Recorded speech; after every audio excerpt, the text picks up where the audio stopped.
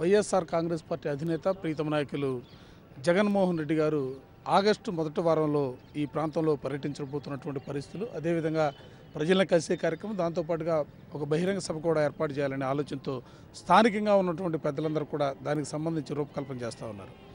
ఇవాళ నంద్యాల ఎన్నికలు ఈ రాష్ట్రంలో తెలుగుదేశం పార్టీ అధికారంలోకి వచ్చిన తర్వాత 3 సంవత్సరాల తర్వాత జరుగుతున్నటువంటి ఎన్నికలు. అంటే ఇవాళ ఈ ఎన్నికలు ఒక నంద్యాల ప్రాంతానికి సంబంధించి ప్రజలే కాకుండా రాష్ట్ర వ్యాప్తంగా ఉన్నటువంటి ప్రజాస్వామ్యాన్ని కాంక్షించే ప్రజాస్వామ్యవాదులందరూ కూడా ఈ ఎన్నికల పట్ల ప్రత్యేకమైనటువంటి ఆసక్తిని కనబరుస్తున్నటువంటి పరిస్థితులు కూడా ఇవాళ చూస్తూ ఉన్నాం. ఎందుకంటే 3 సంవత్సరాల తర్వాత జరుగుతున్నటువంటి ఎన్నికలు ప్రభుత్వ పరిపాలనకి అద్దం పడతాయి సహజంగా. ఎందుకంటే ఈ రాష్ట్రంలో 3 సంవత్సరాలుగా పరిపాలన చేస్తున్నటువంటి చంద్రబాబు నాయుడు గారి ప్రభుత్వం ఎన్నికల ప్రణాళికలో చెప్పినటువంటి వాగ్దానాలను కానీ, ఆ తర్వాత వచ్చినటువంటి అధికారంలోకి వచ్చిన తర్వాత తను చేసినటువంటి తొలి సంతకాలకు సంబంధించి కూడా ఎక్కడా కూడా ఏ ఒక్క కార్యక్రమం కూడా జరుగుతున్నటువంటి పరిస్థితి లేదు. ఏ ఒక్క వర్గం కూడా సంతోషంగా ఉన్నటువంటి పరిస్థితులు కూడా ఈ రాష్ట్రంలో లేదు. ఇటువంటి పరిస్థితుల్లో నంద్యాల ప్రజలు, ఎందుకంటే ఒక చైతన్యవంతమైనటువంటి ప్రజానికం నంద్యాల ప్రాంతంలో నివసిస్తున్నటువంటి పరిస్థితులు, రాజకీయంగా అనుభవం కలిగినటువంటి అనేక మంది నాయకులు ఈ ప్రాంతం నుంచి ఉన్నటువంటి పరిస్థితులు ఉన్నాయి.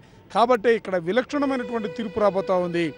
తెలుగుదేశానికి చెంపపెట్టు కొట్టబోతున్నారనే భావన ప్రతి ఒక్కరిలో కూడా వ్యక్తమవుతున్నటువంటి పరిస్థితులు, రాష్ట్ర రాజకీయాలకు భవిష్యత్తుకు సంబంధించి నంద్యాల ఉప ఎన్నిక పునాది కాబోతున్నటువంటి పరిస్థితులు ఇవాళ చూస్తూ ఉన్నాం. మనం గత ఎన్నికల్లోనే చూసాం. చంద్రబాబు నాయుడు గారు 2014 ఎన్నికల ముందు ఇచ్చిన హామీలు ఎక్కడా కూడా నెరవేర్చిన సందర్భాలు లేవు. అదే రీతిలో ఇప్పుడు ఈ నంద్యాల ప్రజలను కూడా మభ్యపెట్టి మరొక్కసారి మోసం చేసి ఒక తప్పుడు వాగ్దానాలు ఇచ్చి ఈ యొక్క ఓటర్లని ప్రలోభ పెట్టడానికి అనేక కార్యక్రమాలు ఈరోజు తీసుకొచ్చాడు. నేను ఒక్కటే చెప్తున్నా నంద్యాల ప్రజలకి, దయచేసి గత చరిత్ర ఒక్కసారి చూసుకోండి. చంద్రబాబు నాయుడు గారు ఎవరికైనా మాట ఇచ్చినప్పుడు మాట మీద నిలబడ్డా అనేది ఒక్కసారి ఆలోచించుకోవాల్సిన పరిస్థితి. హామీలు ఇచ్చాడు ఎన్నికల సందర్భంగా, హామీలు ఏమైనా ఇంతవరకు నిలబెట్టాడా? అవన్నీ నెరవేర్చాడా? అలాంటి నేపథ్యంలో ఈరోజు నంద్యాల ప్రజలకు ఏదైతే ఈరోజు ఎన్నికల ముందు హడావుడి చేస్తున్నాడో, ఇవి కూడా ఎన్నికలు అయ్యేంత వరకే. ఎన్నికలు అయిపోయిన తర్వాత మళ్ళీ తిరిగి నంద్యాల ప్రజల ముఖం చూడడం. 3 సంవత్సరాల్లో ఎందుకు గుర్తు రాలేదు నంద్యాల పట్టణం?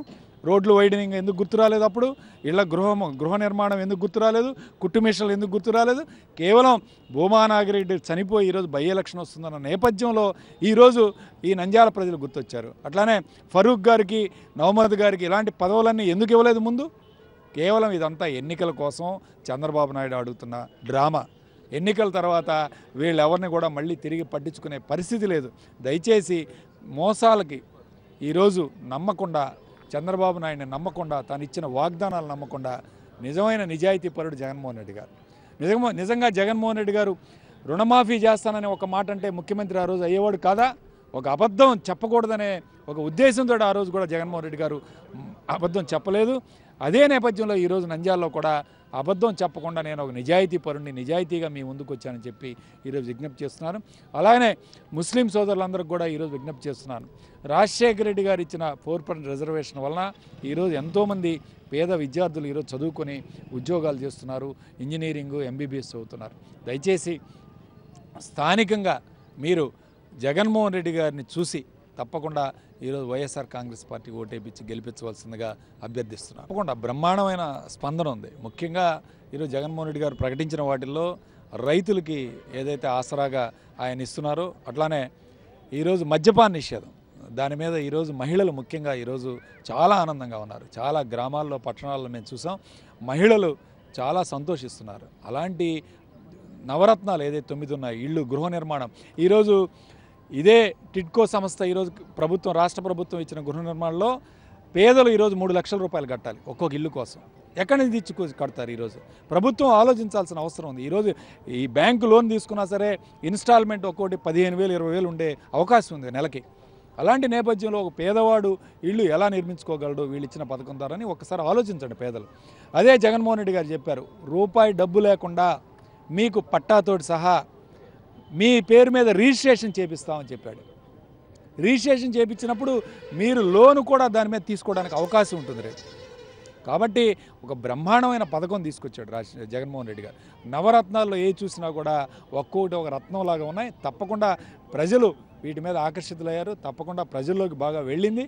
కాబట్టి మేము విజయం సాధిస్తాం నంద్యాలలో అని చెప్పి ధీమాగా ఉన్నాం. శిల్పా మోహన్ రెడ్డి గారు 100% 25,000 మెజార్టీతో ఇక్కడ గెలుపొందుతారని మేము ఆశిస్తాం.